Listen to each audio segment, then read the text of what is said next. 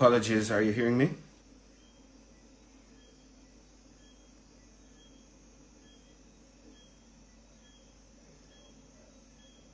Are we good?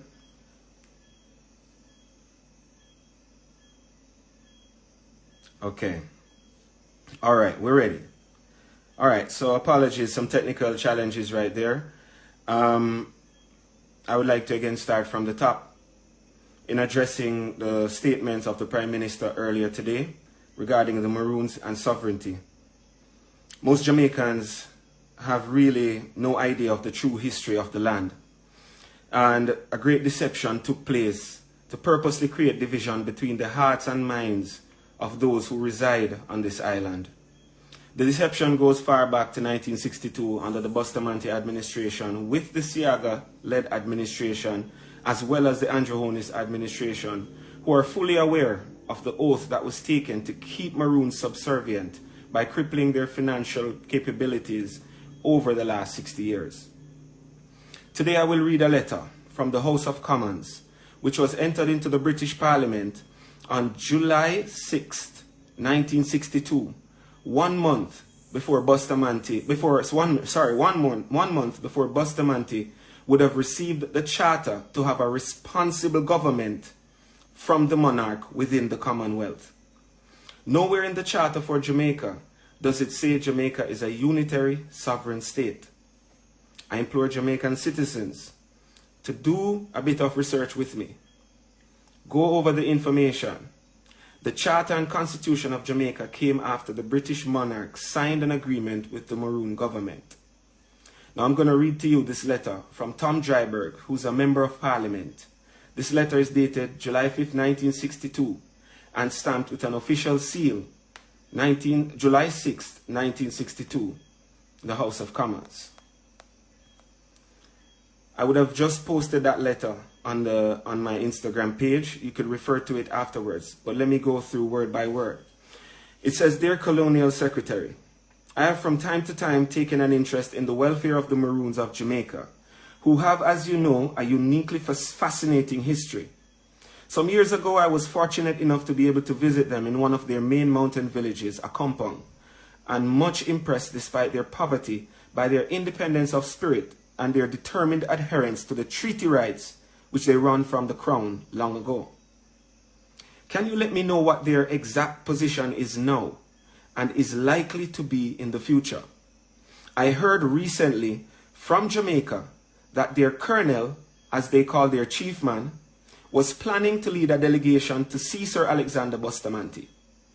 I feel certain that if under an independent Jamaica government, they are deprived of their treaty rights and their few thousand acres of land, they would appeal to the British Crown to protect them, and it seems desirable, if possible, to avoid a clash, however relatively modest, about a matter which could probably, with good sense, be settled amicably and with regard for the traditions of this proud people.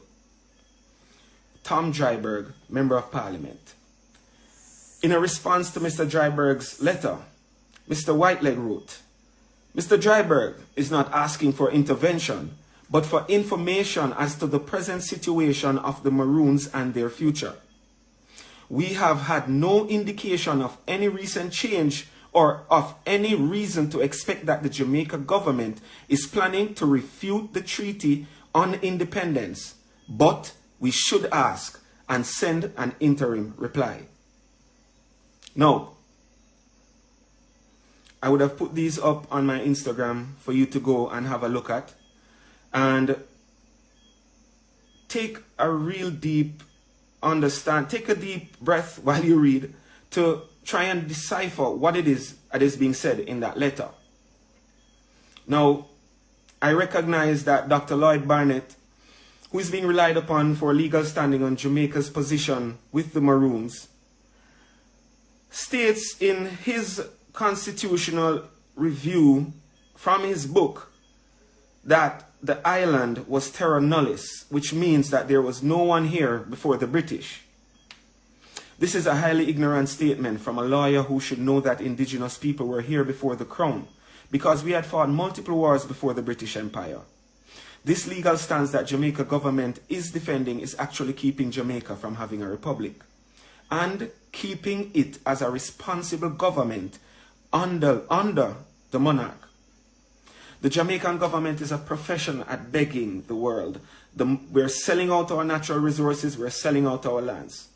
These are regular day-to-day conversations that permeate the island, as the government does not own its roads nor its airspace, amongst many other things. Which is why Maroons will not subject themselves to a municipality, because Mr. Holness and his cronies will try to take our ancestral estate, the cockpit country, and sell it to the highest bidder. If the Jamaican citizens choose not to understand their true history and stop blaming the Maroons as traitors, then the truth will be able to surface for the multitude to see.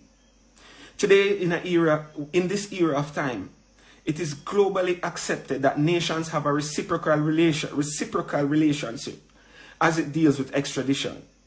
So when one reads the treaty, it's not hard to see that Jamaican citizens who were slaves at the time under the British Empire had a choice to join the Maroons under Kodjo or his successors and be protected.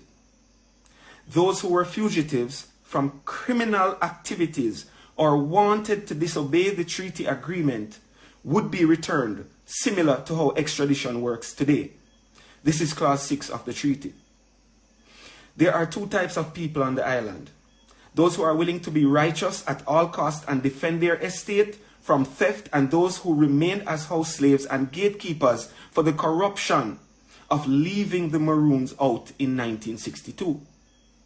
Each person on this island must decide who they are. The world is watching. Our ancestors are watching. The Most High is watching. Therefore, in closing, Mr. Holness, I say this to you.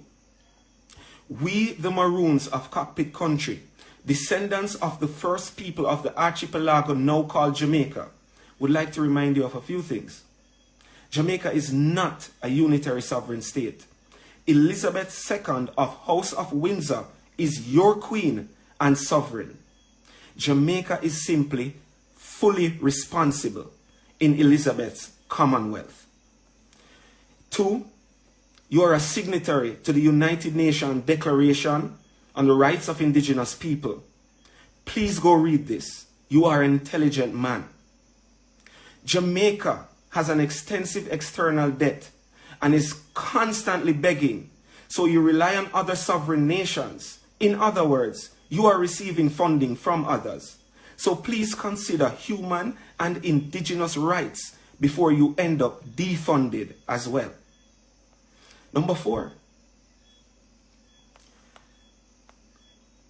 Jamaica, as a government entity, begged for its independence, whereas the Maroons waged war for 83 years. The war is now over. The right to remit was passed to the government of Jamaica, as the British High Commissioner explained in his speech, not once, but twice, while you were sitting in front of him. I say this, please, please, let good sense prevail. Do the right thing, and please be guided accordingly. Thank you.